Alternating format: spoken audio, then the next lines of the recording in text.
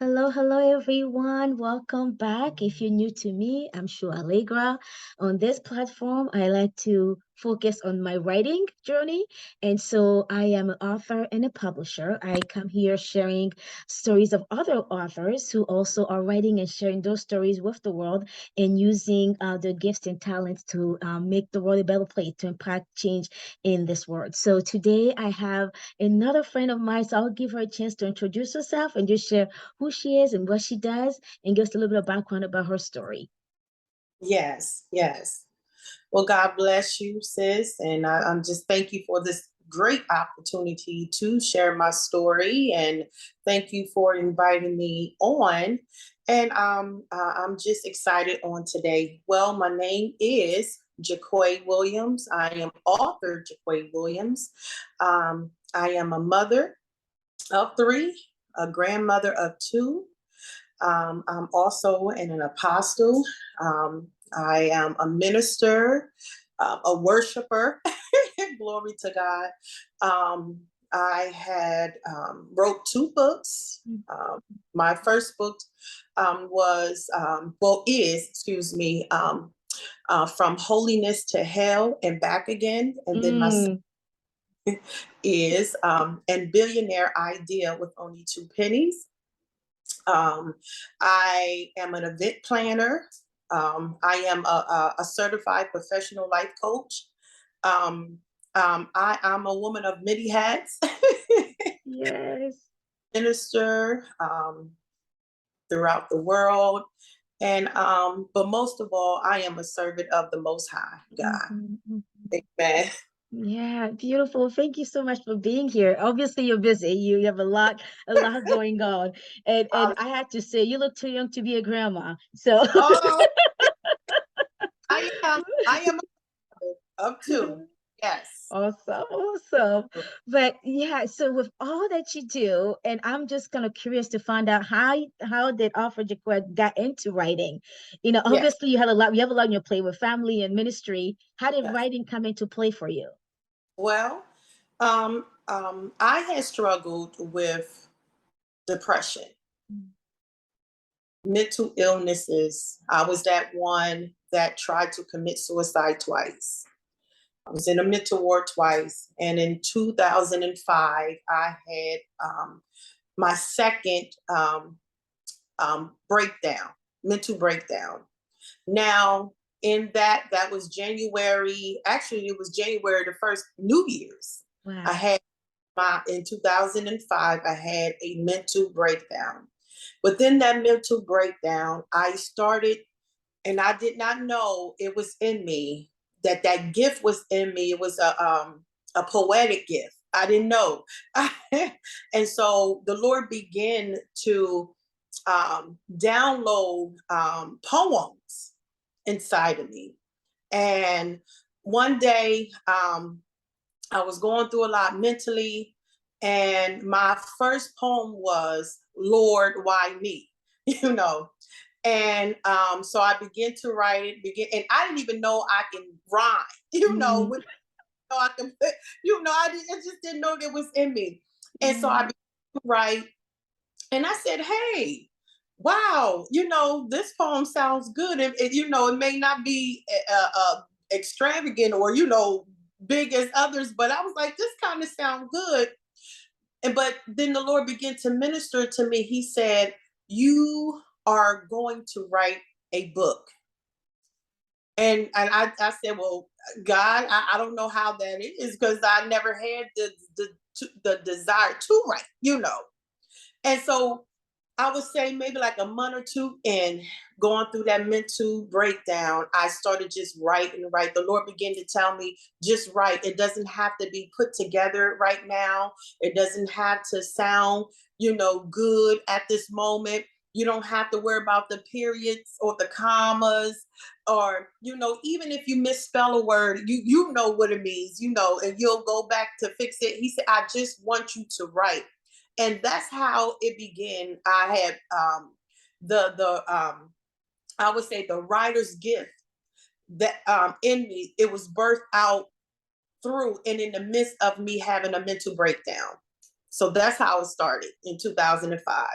Wow, wow. I mean, that's amazing. And sometimes it is in those deepest pit, right, that we actually discover our gifts and our callings when Yes. when we surrender and allow God to actually nurture us, right, in this moment. Let him minister to us so that he fills the cups, and then from that overflow, we're able to minister to others. So it's beautiful. And I can so relate. I've been depressed. I've been to a mental health institution, and this is how I became a mental health consultant. This is how even all the things that I write about, I only write nonfiction because I don't know how to write fiction. It's Yes. the things I've been through, that I Yes. write about, and then it help others. So I am Yes. so just with you on that. Wow, what a journey, right? What a journey. And then when you're there, it's like there's no going back. Just there's no going back, right? You just It was. and It that was. obedience. Yes, yes, yes. It was no going back because I remember me at the hospital because when I had that nervous breakdown, I had went to the hospital and I remember asking the Lord at that moment just to take me, and I said, I just don't want to be here no more. And, just take me because that was my second breakdown that I had. And it was very bad. And I developed anxieties, really bad anxieties and everything. And I just remember, God, if I have to go through this again, I don't want to do it. I don't want to relive this again. And again, not knowing that something was going to be birthed out through that pain or through that dark place in my life.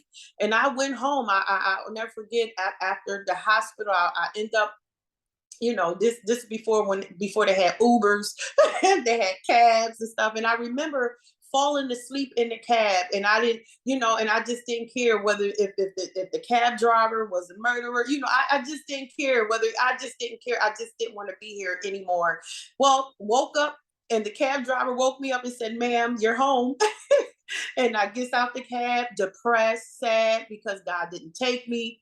And then and I kid you not, like I said, within that journey, within that month or two, God began to minister to me just to write.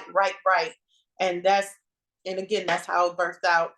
Yeah, yeah. And writing is so therapeutic. And yeah, it's so Yes. therapeutic. So for anyone listening, first of all, I want to share a resource. If you are in the place where you feel depressed and anxious, you feel like you don't want to be here, there is a national hotline, 988. Just like we have 911 for other emergency, now there's 988 for mental health emergencies. And then yeah, surround yourself with people can support you. And then yes, right, journaling, right, just getting things out of you really helps, definitely. Yeah. And so, speaking of things that helped, so along your writing journey, what are some things that helped you from going from that one poem, right, that you wrote to not two books? And I know there's more things coming along that we'll talk about in a little bit. Okay. One thing that helped me, um, along with other things, um, I had to be very transparent. Very, and not just with others, but with myself. Be real with myself. Yes, yes. And and not, because sometimes we get in that place that we don't want to be real with ourselves or look in within ourselves and say, you know what, I am going through this, I am struggling, I am depressed, I am this, but there is a way that I can overcome these things, either by writing, by praying, having people to pray for you, being among positive people. And those are the things that helped me. I was Mhm. that one that, you was going to get sick and tired of me calling you for prayer. And so that had helped me with my journey to write. And, Mhm. encouragement. Don't worry, because I would hear people say to me, some, don't worry about what people may say about you or how they may look at you after you tell your story. Because, there's some people tend to look at you differently after you tell your truth, even though if your And truth. that's the truth, right? Yeah. Right, right. They will prefer you to not tell it, Mhm. But when you tell your truth, and I think that I had those people to encourage me to tell my truth about myself. Because my first book is about my life journey, the struggles, the addictions, me selling my body for sex, being on my way to be an alcoholic, so I had to tell my truth, being molested, learning sex early, know how to, being very promiscuous. I had to, be very, very transparent. So those are the things that I said to myself, no matter the backlash, no matter the heartbreaks, no matter who I have to lose, I'm still going to tell my truth, because I knew it didn't look like it at that time, but I knew, because of the voice of God, that my story one day is going to help somebody else.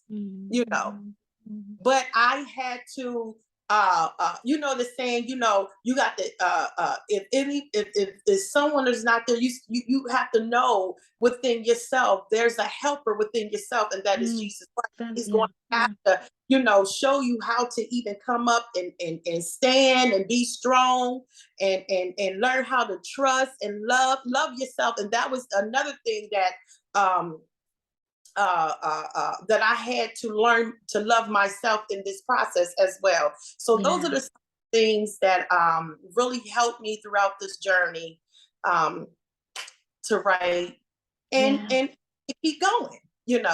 Yes, yes. And sometimes you're right. And sometimes people don't realize how much internal work it is to be a writer. Right. So I applaud you for being honest. Like, you have to look yourself in the mirror and say, like, where am I right now? Especially if you're writing about your own personal journey. It's like owning all your story for where you are, and then using, like you've done, to help others. And like you are just sharing, like, this is where I came from. But some people, like, see, they'll look at you different, never understanding from even from the things you've been through, there's other things that led to that. There's a lot of trauma that you've been through as a child that's kind of set the stage from some of the behavior in your, young adult life and all of that.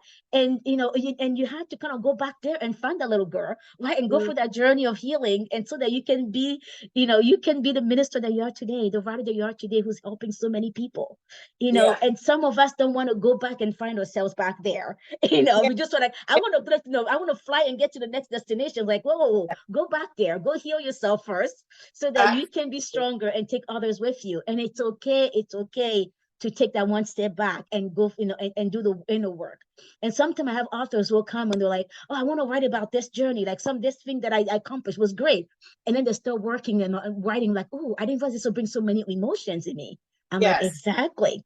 So it's a lot of internal work writing, especially nonfiction. It brings a lot of things. Even when you're writing fiction, you'll find, like, oh, I didn't realize that I didn't have good organizational skills or good time management. I didn't realize that I procrastinate. I didn't realize that I was so worried about, pleasing everybody else, or worried about people were saying. Exactly. Yeah, people have panic attacks even when they release their books, right? Even before the book comes out, it's like, oh, who's gonna like it? Imposter syndrome shows up when you start writing that book. It's like people are gonna think I'm fake. It's all those emotions comes out. So writing is not just about writing and then get the book out. It's also about growing as an individual. There's a lot of personal growth that happens through that. So thank you for even sharing that. Thank you so much. Yeah. And even anger. Oh, yeah. I dealt with a lot of anger. I even had to use the anger as a tool to write, because that even opened up another round for me to really write how I really feel, and I mean, and I use that to, I don't like myself today, or I don't like, or whatever the case may be. And I wrote that, and so that was also kind of a tool to help me heal, Yeah. Yeah, being honest, definitely. Yeah. Love it. And so I want to go back a little bit. You mentioned the titles to your books. And like, I just love, like, and you and I met in a writers luncheon. It was so great. But the title of your books, like, as soon as I'm like, what? Like, it captivates your attention. It's like, I want to know more, right? So if you don't mind, just sharing a little bit, give people just a little bit, because we want them to go get the books. We'll talk about that at the end here, how they can get it. But a little bit about, each book, what they are about, and even how you came up with those titles. Yes. So my first book, From Holiness to Hell and Back Again. From Holiness, my mother was a woman in the church. She was a teacher in the church. And so she kind of raised us up in the church. And so I was used to a good life. I was at a very young age. When I was say like 4, 5, 6, 7. And I was used to going to church, used to being on the choir. I was never exposed to anything else but church and home and school. Mm-hmm. From when I turned 8, I remember I woke up and I saw this man on my mom's floor, and I asked my mother, "Who is this man?" So she began to tell me, "Oh, this is a friend of mine. He needed a place to stay overnight, and so but he'll be going home in the morning, and and everything." Well, that night turned into another night, and turned to another night, not knowing that my mom welcomed in a drug addict. He was a crackhead. He was a drug addict. He was an alcoholic. Well, anyway, my mom began to be in a relationship with this man. So coming from a holy place to hell, hell began that day. And so we begin to go through a lot of trauma with him in the household. We begin to be exposed to, again, drugs. We begin to be exposed to alcohol. We begin to be exposed to abuse, mentally and physically. That was also a door to open up for molestation to come in. He was that one to molest my sister and everything. And then on top of that, my cousin came in the picture, and he began to molest me. So those doors begin to open, and it's very important. And I would say parents, it's very important not to open up them demonic doors, and not to get yourself into them doors, because it can affect not just your whole household, but your children for years. It's the same thing with me, going through depression, going through trauma, going through anxiety. And so I was exposed to masturbation and porno and molestation, and I was in drugs, exposed to drugs and all that stuff. My mom was the type where she was a teacher in the church, to having parties every day, where men and women would be in a household, and each room would be filled up with women and men and sex. And so my mom was an open house for a lot of things that it should not have been. So as children, we was exposed to demonic realms, demons, and demons would show up in the house, and I remember there was times going through that hell part, from holiness to hell, going through that hell part. He would try to kill us every day. He would pull out big butcher knives. We would have to run out the house and everything. This time he had hold up scissors to my mom's throat. It was a lot. He was that one that was possessed with demons, multiple demons, legions of demons. He would always try to do sacrifices, wanted to take our souls. It was a lot. So it was that trauma in my life that's why I went through that depression. Now and so after that, even after all of that, he was my mom's boyfriend. So my mom ended up marrying him. Now she's married to all this. of that. Not just him as a man, it's all of that, Right, all that he right, came with. right. Yeah. Married to all of that. Now, now there is a covenant now, there, and even though she may not have written on a piece of paper as far as, covenant, having a covenant with the devil, but it was a soul tie, it was a covenant now. So now, now because she had a covenant with the enemy, glory to God, the enemy was trying to take us, the children and everything. And I just remember going through that time, like I said, myself popping pills, trying to get rid of myself because of what we was going through. I remember being addicted to this and being addicted to that. I remember being so angry because of molestation, being so angry of God, because why God allowed us to come from a holy place and to experience hell. I didn't understand it as a child.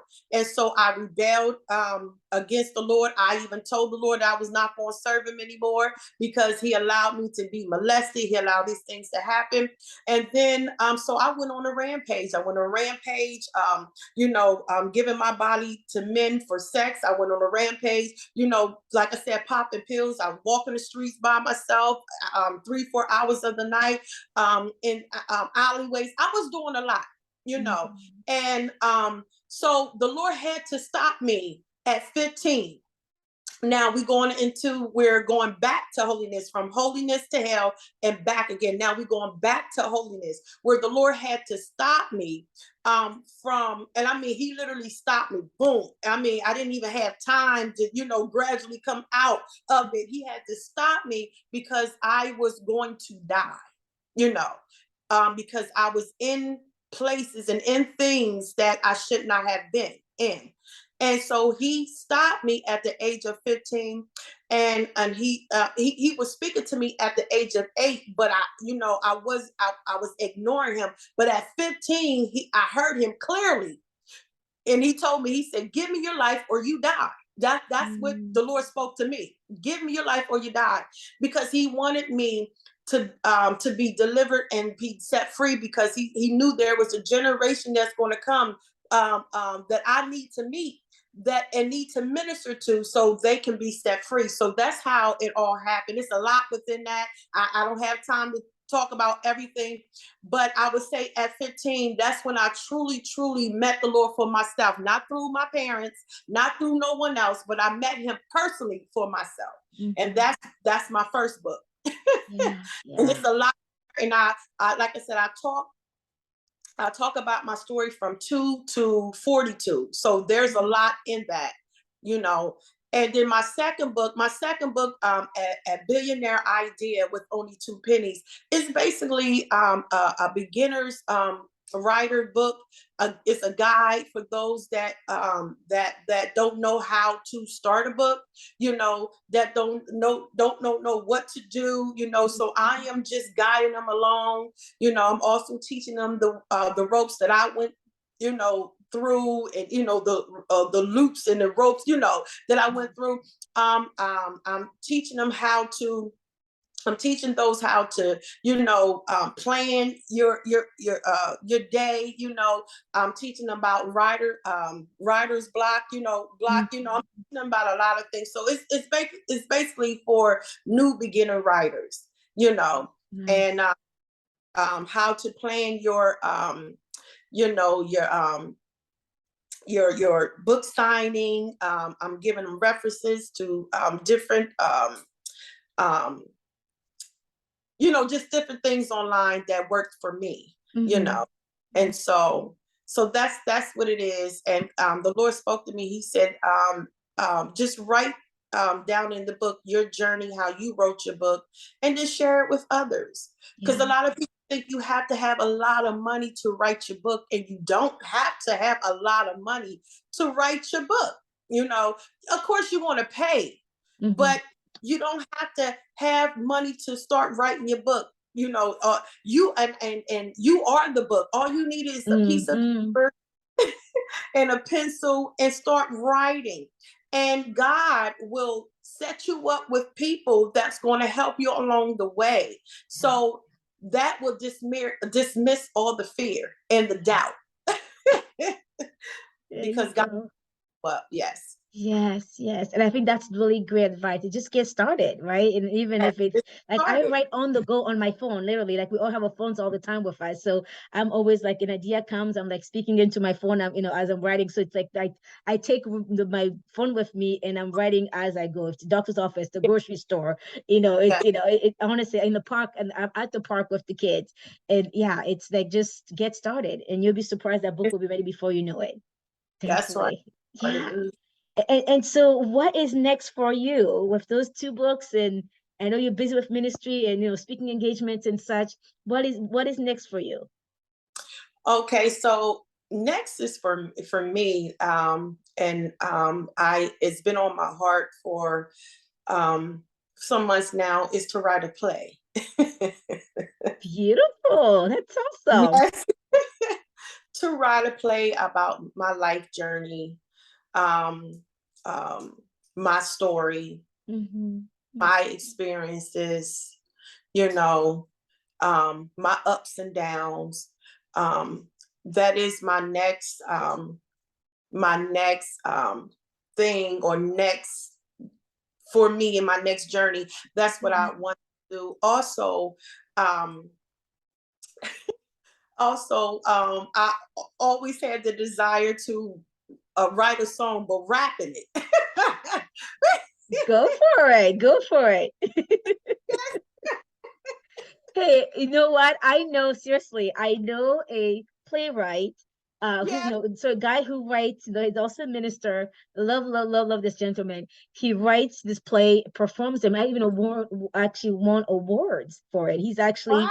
I can't remember what it's called, but it's some kind of wall of fame, the only black guy wall of fame, some wall of fame in I think it's in Mhm. Las Vegas. So some yeah. So anyway, and he does like musical stuff. So like yeah, there's rap and all that kind of stuff in it. So yeah, Yes. you can write that song and rap it and put it in the play, and it can be all like Yeah. a good package. Seriously, it can Yeah. be done. If you want his contact, just let me know. And Yes. he's good Please. at his Yes, stuff.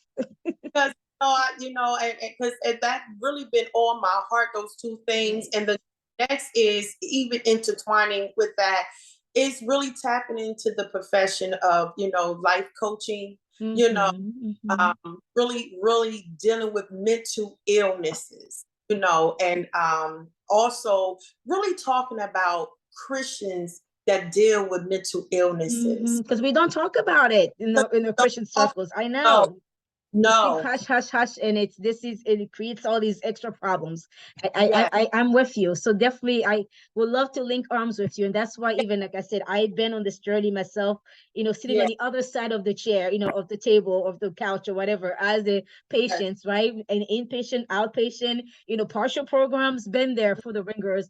And that's what inspired me to go back to school and and start doing mental health services and also doing life coaching from the other side of it, because not everybody yes. needs to see a psychiatrist or psychologist, and sometimes people need that and to the life coaching piece of it. So what I was Mhm. finding of Yes, some of my clients, like people will come really depressed, really anxious, and then they work through that, they work through the mental health stuff, and they're feeling better, but they don't know what to do with the new life they have. That's where life right, coaching comes into play, right? right, So right. definitely we need to be talking more about mental health in our in our circles. We need to be talking more about that and giving people the tools, and even Mhm. just breaking the stigma. Yeah, And so for anyone listening, you're here already, Mr. yeah, Jaquay and myself were here telling that we are open to come to your churches and talk about this and breaking the yes, stigma and saying that this needs to stop. It starts and stops with us.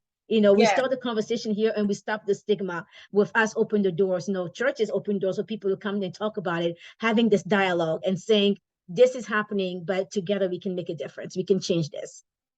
It is okay to have Christ and a counselor. You know, it is okay to Amen have, to that. yes, Yes.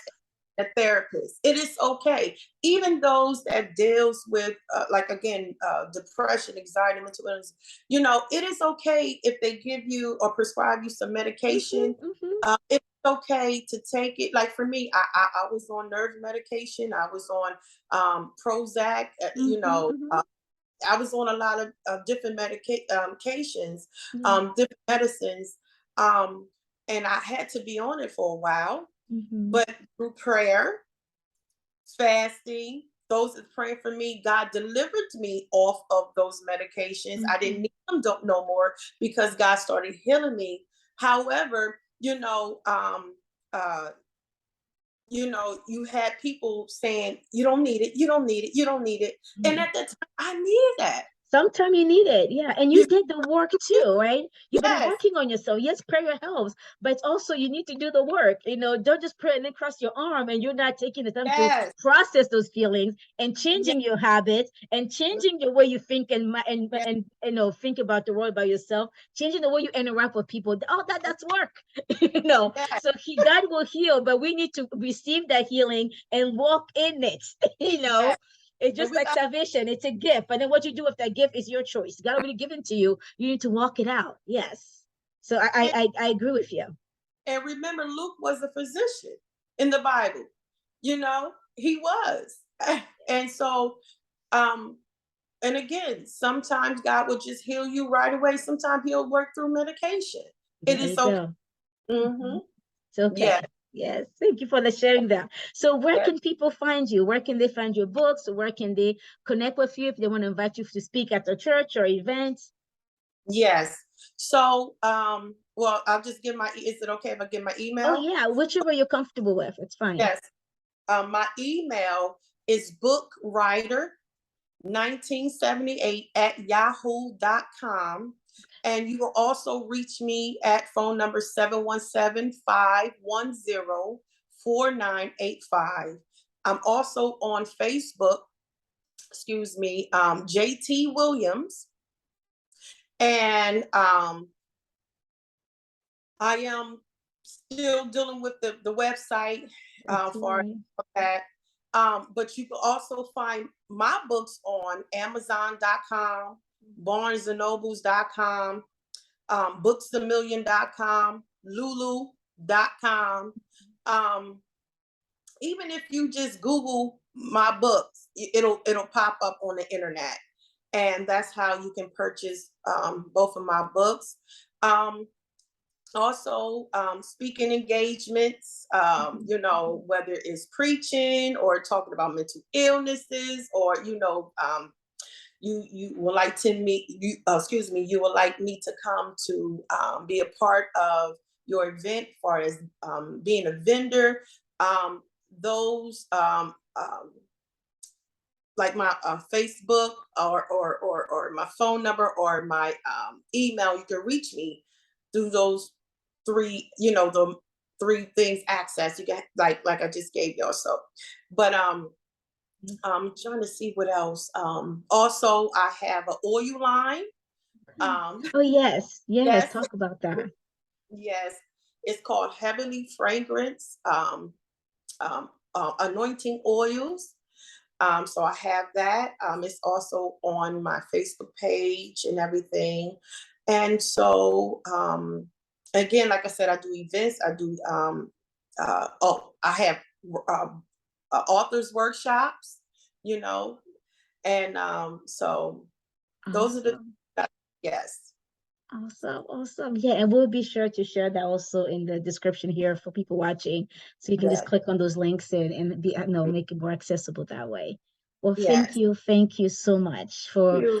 being here today, for making time for this, but also more importantly, thank you so much for saying yes to life, right? For being here today Yes.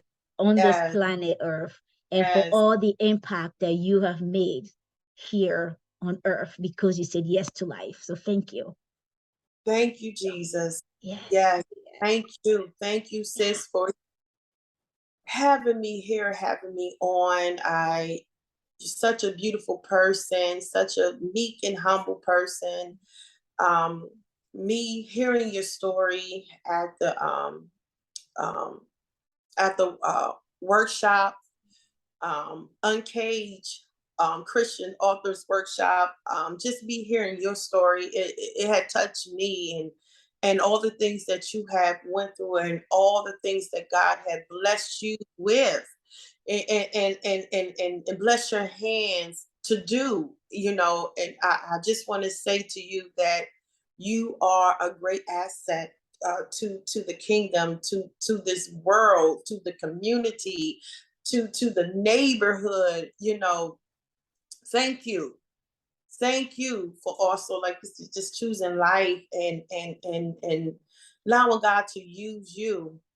And I just want to say you're amazing. We say awesome, amazing, like awesome and amazing, so we just put the word awesome. I love that. Awesome, amazing. I know. Give me So you're cheers awesome. here. Awesome, amazing. I love it. I love it. I'm definitely gonna remember that one. Thank you Yes. so much. Thank you. Yeah, and for everyone watching or listening to this, we just encourage you. Your story is not over yet. Wherever you are right now, in this moment, in this second, even, there's still more to it. So I want you Yeah. to add a dot, dot, dot. What can God do with where you are right now if you just allow Him to enter in? in that Hallelujah. space, that little area that you're hiding. Maybe, maybe you're at work and you're like, everybody, it seems like everything is going right. Everybody's, on the outside, but those spaces that you're hiding, those places in your heart that only God knows. So I just encourage you to let him to enter those spaces right now and let him minister to you. We love Yes. you, and we keep you in your prayers, and we wish you well. Be blessed.